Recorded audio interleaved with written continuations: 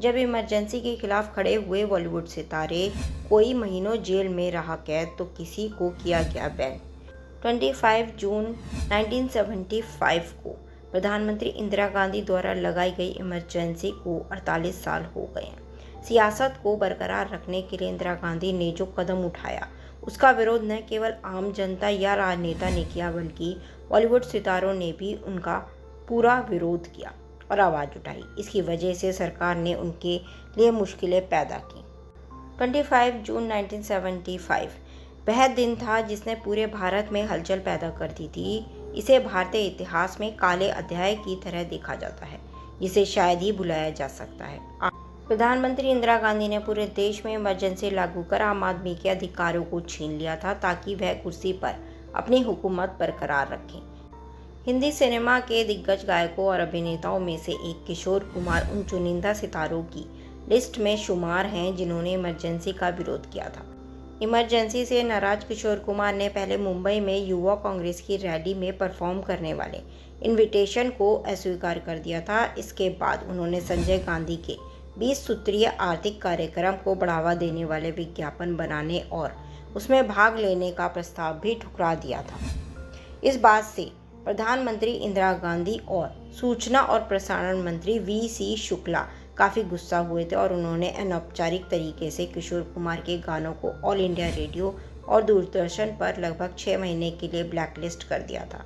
बाद में मोहम्मद रफ़ी ने किशोर कुमार पर लगे बैन को कैसे न कैसे करके हटवाया था। किशोर कुमार की तरह शत्रुघ्न सिन्हा बॉलीवुड में उन साहसी अभिनेताओं में से एक थे जो इमरजेंसी के खिलाफ खड़े रहे। संजय गांधी और वी.सी. शुक्ला ने पूरी कोशिश की थी कि वे फिल्मी सितारों को इमरजेंसी के पक्ष में प्रचार प्रसार करवाएं। संजय गांधी और वी.सी. शुक्ला ने पूरी कोशिश की थी कि वे फिल्मी सितारों से इमरजेंसी के पक्ष में प्रचार प्रसार करवाएं। यहाँ तक कि उन्होंने सितारों को चुनाव के लिए प्रचार प्रसार करने का दबाव भी बनाया था। शत्रुघ्न सिन्हा से भी इसमें भाग लेने के लिए कहा गया था लेकिन उन्होंने साफ इनकार कर दिया। इसकी वजह से न केवल उनकी फिल्मों को दूरदर्शन पर बैन कर दिया गया था बल्कि धमकी भी मिली थी कि अगर वह बिहार में पार्टी के लिए कैंपेन नहीं करेंगे तो उन्हें बड़ौदा डायनामाइट केस में फंसा दिया जाएगा। देवानंद ने इमरजेंसी के खिलाफ अपनी आवाज़ उठाई और खुलेआम इंदिरा गांधी के फैसले की निंदा की। अन्य विरोधियों की तरह उनकी भी आवाज़ दबाने की पुरजोर कोशिश की गई। उनकी फिल्म देश परदेश में कांग्रेस ने बाधा डालने की काफ़ी कोशिश की थी। हालांकि देवानंद कहाँ किसी से डरने वाले थे। वह पब्लिक प्लेटफॉर्म पर इसका विरोध करते रहे और प्राण साधना व ऋषिकेश मुखर्जी जैसे सितारों ने उनका सपोर्ट किया। मुंबई के जुहू बीच पर एक सार्वजनिक भाषण के दौरान देवानंद ने इंदिरा गांधी और उनके बेटे संजय गांधी को तानाशाह बताकर हमला बोला। यही नहीं, उन्होंने सरकार से मुकाबला करने के लिए उस समय नेशनल पार्टी नामक एक राजनीतिक दल भी बनाया था। फिल्म इंडस्ट्री के दिग्गज अभिनेता और निर्देशक रहे मनोज कुमार भी इमरजेंसी के खिलाफ खड़े रहे। एक इंटरव्यू में उन्होंने बताया था कि उन्हें अमृता प्रीतम द्वारा लिखित एक आपातकाल समर्थक डॉक्यूमेंट्री का निर्देशन करने के लिए कहा गया था। सूचना व प्रसारण मंत्रालय ने उन्हें स्पेशली फ़ोन कर इसका निर्देशन करने का प्रस्ताव दिया था। हालांकि उन्होंने साफ मना कर दिया। साथ ही अमृता को यह भी कहा कि क्या वह एक लेखक के रूप में बिक चुकी हैं। इतना कहते ही अमृता को शर्म महसूस होने लगी और उन्होंने एक्टर को स्क्रिप्ट जलाने तक के लिए कह दिया था। मनोज कुमार ने सरकार से पंगा ले लिया था। अब इसका रिएक्शन तो सामने आना ही था।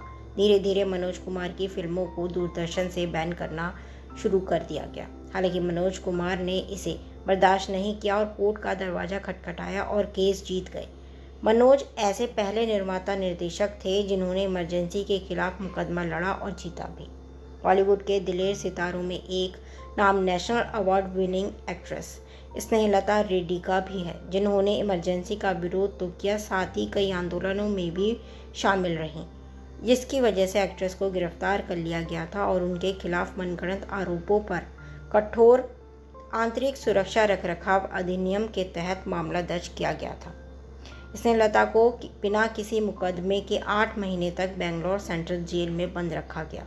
इस दौरान उन्हें अमानवीय परिस्थितियों और यातनाओं का सामना भी करना पड़ा।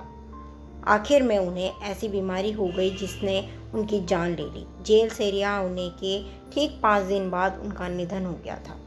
आप हमें कमेंट कर अपनी राय इमरजेंसी के बारे में जो इंदिरा गांधी ने लगाई थी ज़रूर दें, और ये भी बताएं कि उस समय के सितारों ने जो कुछ भी इमरजेंसी के खिलाफ कदम उठाया था, क्या वो सही था या गलत था। आपकी राय क्या है इस बारे में। और कंगना रनावत ने जो अब फिल्म बनाई है इमरजेंसी, वो क्या इसी कदम को एक आगे बढ़ाने वाला स्टेप है।